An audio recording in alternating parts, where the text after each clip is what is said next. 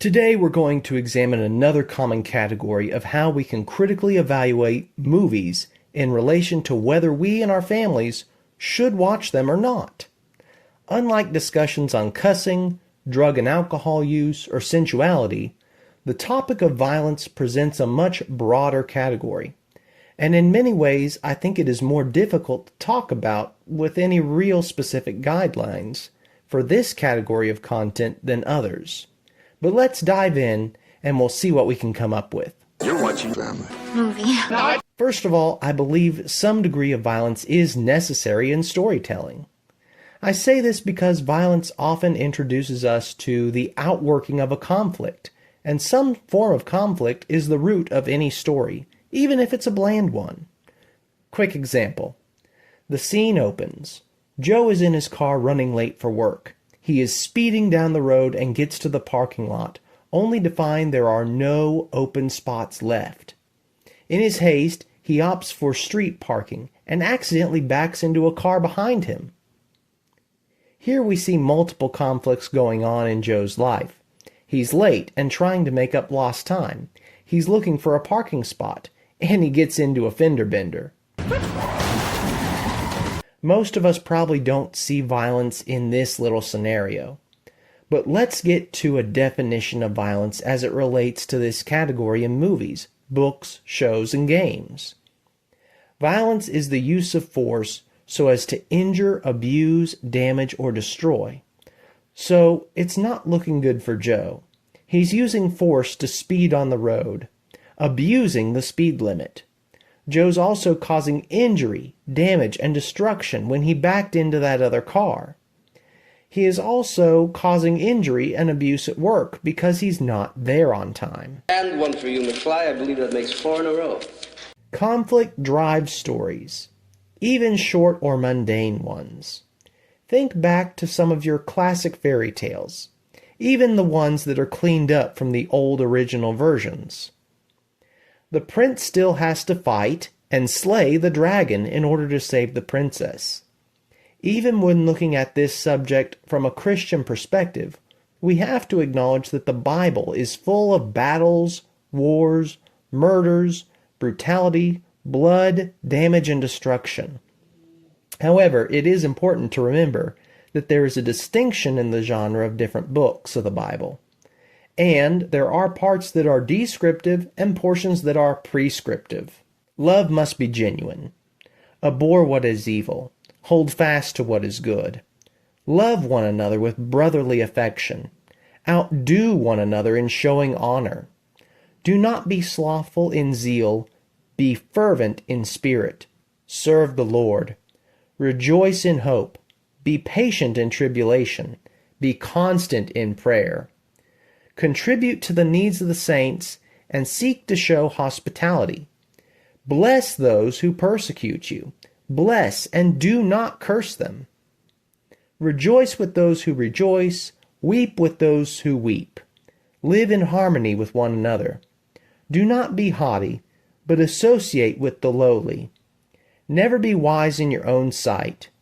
Repay no one evil for evil, but give thought to do what is honorable in the sight of all.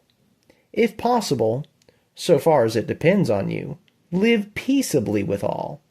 Beloved, never avenge yourselves, but leave it to the wrath of God. For it is written, "Vengeance is mine, I will repay, says the Lord." To the contrary, if your enemy is hungry, feed him. If he is thirsty, give him something to drink. For by doing so you will heap burning coals on his head. Do not be overcome by evil, but overcome evil with good. Romans 12, 9-21.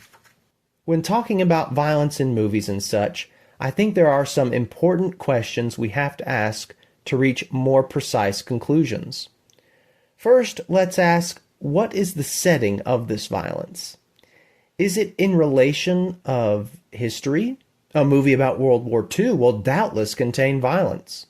But war is a violent thing, and while some movies may embellish some facts, certain aspects on the horrors of war are often left out. Perhaps it's a modern crime story where detectives are hunting down a killer or a ring of drug smugglers. Or something that's blatantly fictional, such as a hero in spandex shooting brightly colored laser beams at a monster terrorizing an unsuspecting city. I forgot to turn off the laser sharks again, didn't I? Let's look at the overall context of the violence. Who is initiating these violent situations? Is it some anti-hero who shoots first and asks questions later, if ever? Is it an enemy invading a nation? Is it the monster tearing through downtown? Or is our protagonist actually the villain if our vantage point is slightly altered? I'm the bad guy.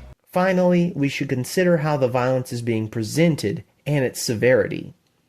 Is it a war movie with a realism to the violence, though perhaps toned down to make the story a bit more palatable? Is it a crime story with exaggerated blood and explosions? Or is it rather stylized with varying degrees of realism and over-the-top expressions of physics? For me, I have an appreciation for various kinds of movies. My grandfather loved having me over and the two of us watching movies together. Sometimes it was a movie with war scenes, and that can lead to teachable moments. We can learn lessons about how sometimes war is necessary to protect our loved ones, and that avoiding war is to be preferred if at all possible. It can also cultivate a reverent respect for our veterans and those currently serving in the military. For some, it may even have the Top Gun effect to prompt them to enlist in service to their country. For the contemporary crime movie, there's an excitement as the good guys get the bad guys. And of course, there's always the fun fantasy brings with all the stylized action that only comes from the imagination. What I don't care for are the movies that are overtly bloody just for the sake of having lots of blood. I also take issue when there is violence that serves no purpose to the plot or the resolution of the conflict created. You up for this one, Maverick? Just a walk in the park, Kazansky. The severity of the violence involved really seems contingent on the circumstance that led to the violence. If the culmination of bullets and intelligence efforts that finally lead to D-Day, that's a justified scene. If it's a punk anti-hero that starts off murdering his landlord for no known reason, that's a problem. A revenge plot that does not address the hollowness and lack of resolution a constant pursuit of revenge brings is also problematic. Even with The Princess Bride, Inigo fulfills his lifelong quest to avenge his father's murder. He remarks that his life seems to no longer have purpose, that he does not know what to do with the rest of his life. But when it's not the valiant knight clashing with the dragon, there may be blood, destruction, and intense moments. But what a fulfillment when that knight does slay the beast and rescues the girl. We're gonna rescue the princess! This ambiguity around what violence is and isn't appropriate brings us back to another principle mentioned before. How does what you're watching influence you? How does it influence your family? If violent scenes soak a sense of fear into your mind, it's probably best to avoid those. If they lead to violent imitation, that's also wrong. But if the conflict can be understood as part of the story, whether fanciful fiction or a reenactment of something that actually happened, we can find benefit there. Yes, stories can be food for the soul, and after the dust settles and the battle won, we can rejoice in the victory of our protagonist and mourn any casualties. No sacrifice, no victory! One thing my grandfather told me about early on was movie magic. Essentially, how the fight scenes weren't real. The actors weren't really being hurt or killed.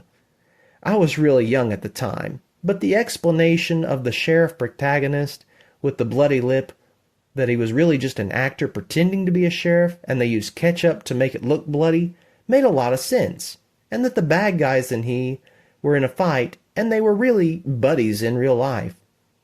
That's also part of making the movie. Of course, this was back in the day when you had to sit through some pretty substantial commercial breaks on TV, and you could have quick conversations before the movie came back on. Truly, I can't remember exactly what we were watching. It may not have even been a Western, but I do remember that explanation. Even if it wasn't completely accurate, it was still my grandfather's way of trying to tell a young boy that the blood was fake and the actors weren't actually getting hurt. Well, that is, unless you're Viggo. We failed them. Even with rudimentary understanding of movie magic, that still may not justify your younger children being able to watch movies with violent scenes, because we know that movies have an influence on us, and that they are food for the soul. We need to be careful about how much of any type of story food we are feeding our family.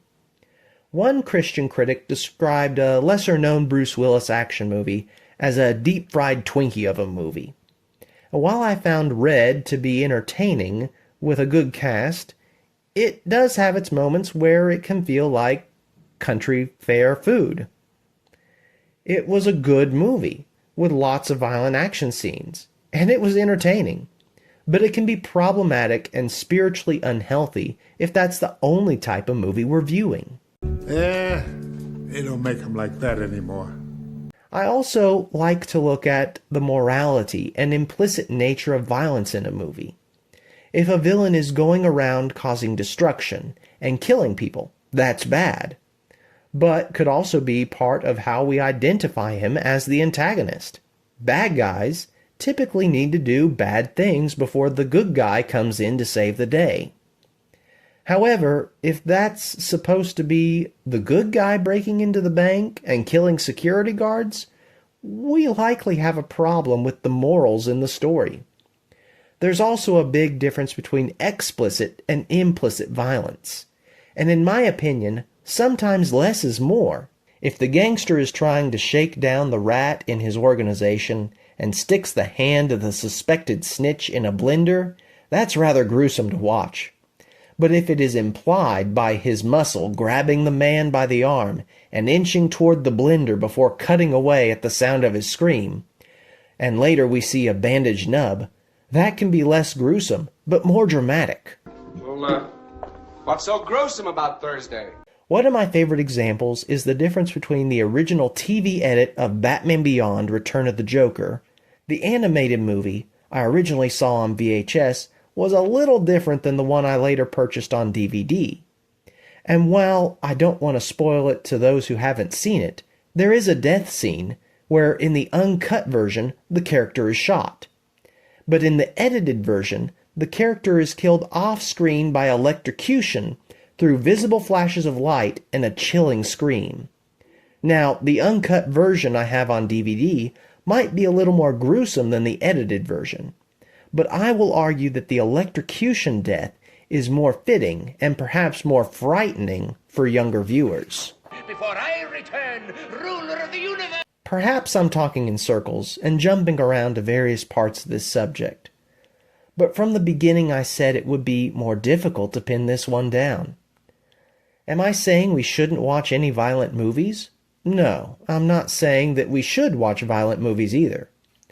What is important is what we do with what we watch. We have to be vigilant in how movies affect us and our family. We should be respectful of families who may have another standard in that regard. We shouldn't hurt our conscience because we watched a movie or permitted a son or daughter to watch along. We live in a violent and cursed world. This does not mean we must expose ourselves to every form of violence, corruption, and evil out there. On the contrary, we should take necessary precautions to guard ourselves against evil, to protect young minds from corruption, and defend our families against harmful things. Defend! There's over 100 years of movie history out there. That's a lot to choose from. We have to keep a check on whether we are being influenced by them, or if we are using movies as an opportunity to learn and grow. We need to be discerning and choose wisely. If you would like to hear more about this or something else, leave a comment below. And thanks for watching.